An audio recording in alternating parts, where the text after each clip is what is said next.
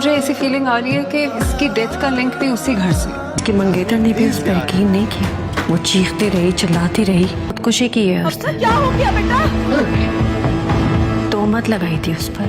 जमीन फरासत अंकल के घर से।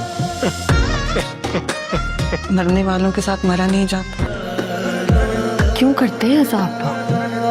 हाँ, उतान लगाया था वैसी जैसे मुझ पर लगाया गया था। एक लड़की थी अफसा, 2 घर छोड़कर रहती थी। 22-23। सब लोग तो ये समझ रहे हैं कि हफ्सा ने खुदकुशी करी है, लेकिन शाज़मीन और सनम को ये नहीं लग रहा। उसको, उन दोनों को यही लग रहा है कि इसमें कहीं ना कहीं फरासत का हाथ है। सनम जब फिदा से ये बात कहती है तो वो कहता है कि तुम्हें अभी भी ऐसा लगता है कि फरासत अंकल का ही काम है? तो कहती है मुझे ऐसा लग रहा है कि उनका ही कोई हरकत है जिसकी वजह से सब कुछ हुआ है।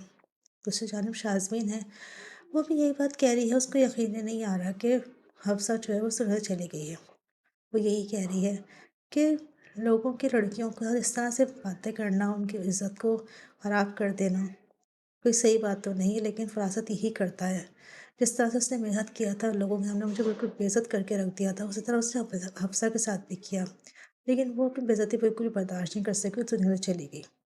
अब ये सब कुछ देखते हुए हम्माद को अपनी गलती का एहसास हो रहा है। हम्माद बेइंतहा अफसरदा है, तो उसकी माँ उससे यही कहती है कि मरने वालों का मरा नहीं जाता। लेकिन अब उसको अपनी गलती का एहसास हो रहा है, लेकिन उस गलती से कोई फ़ायदा तो है नहीं।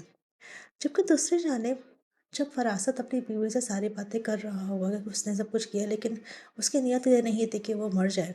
ये सारी बातें उसकी माँ सुन लेगी, उसकी माँ को बेइंतहा अफसोस होगा और फिर थोड़ी देर के बाद ही उनका भी इंतकाल हो जाएगा।